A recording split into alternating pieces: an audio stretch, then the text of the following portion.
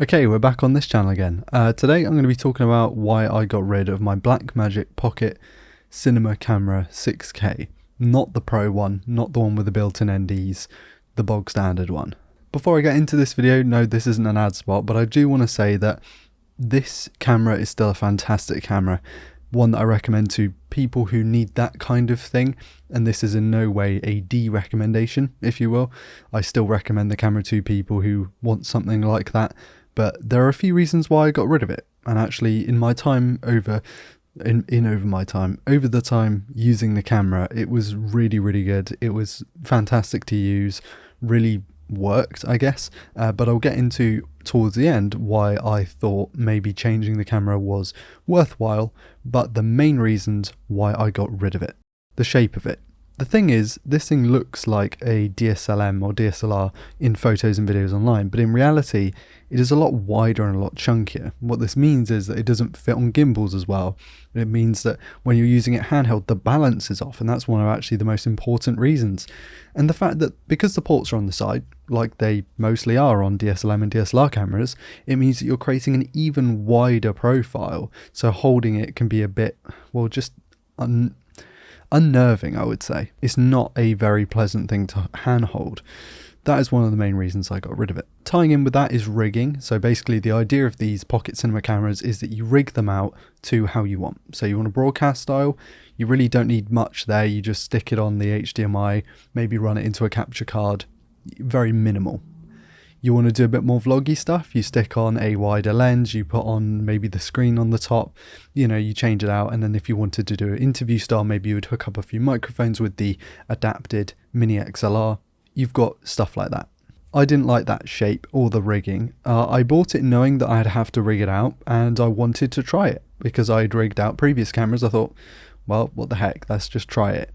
It's alright if you're used to it, but if you don't want something like that, there's not much you can do with the base setup. CF Express cards are expensive, so I used USB-C SSD.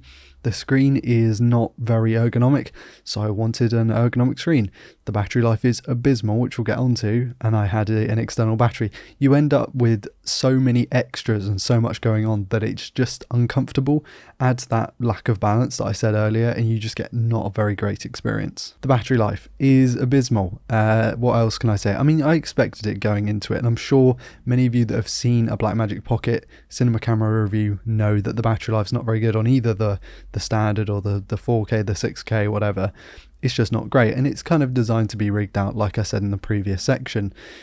This is just, I thought I could get past it. I can't. I like having a very simple setup. I don't want extra batteries and stuff, as in like I don't want an extra plate or to change to a V-mount, for example, and I like being able to shoot for a long period of time. Spoiler alert, that's what I can do with this camera, which I'll talk more about in other videos going forward. The image quality of the Pocket 6K is sublime, but there is no basic mode. So for example, the camera I'm shooting on now shoots RAW, but it also shoots a very small, just standard 420 8-bit MP3 codec, MP4 codec rather, and I like shooting that because I don't care about crazy dynamic range or image quality these days. I just want something that's good enough and that does what I want. The lowest you could go is ProRes, and ProRes is a really nice file to edit, but it's just not going to work for everyone. And yeah, there are plenty of options on the Pocket 6K. It doesn't make much sense to put in a really basic codec, but it's just nice when one gets chucked in.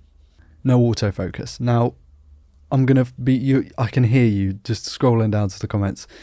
I was not an autofocus person. I've only ever really used cameras that use manual focus, or the autofocus is there, but it's so bad there's no point using it. And I was the same with the Pocket 6K.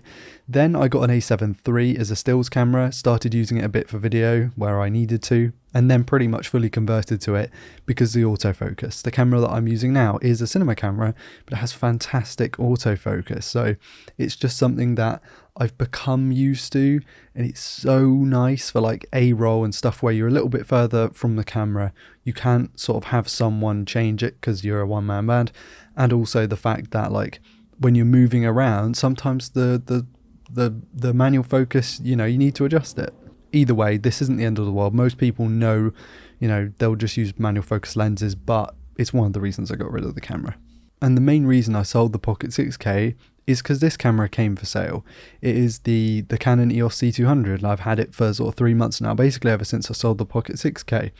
This camera it ticks all the boxes for me. It's not perfect for everyone. The Pocket 6K would absolutely wipe the floor with it in terms of image quality, whether you're talking just the standard resolutions, your Ultra HDs, your DCI 4Ks, or even the fact it goes up to 6K 50 FPS. Like, the thing would muller this in a fight, of image quality. And it also has the USB-C SSDs. It has the fantastic, small, I guess, form factor, although, like I said, I don't like the shape. There's stuff going on with the Pocket 6K. The Pocket 6K is also half the price, right? So there's a lot going for it. But the C200, which I'll do a video on, but spoiler alert, it does most of the things that the Pocket 6K doesn't do. But at the same time, obviously, it doesn't do some of the things that the Pocket 6K can do. So it's it's a load of trade-offs, but ones that I am happy with. So do I regret selling this Pocket 6K? Absolutely not. This is the best camera I've ever used. It's just so nice to use. But I think the Pocket 6K is still, for a lot of people, worth it over sort of the Sonys or the Canons or the Nikons, because if you're like me and you learnt how to shoot video manually, you get all of those options really laid out in a very simple, easy to use fashion. So your shutter speed is, of course, shutter angle. You then get all of your standard basic options on the screen, really nicely laid out.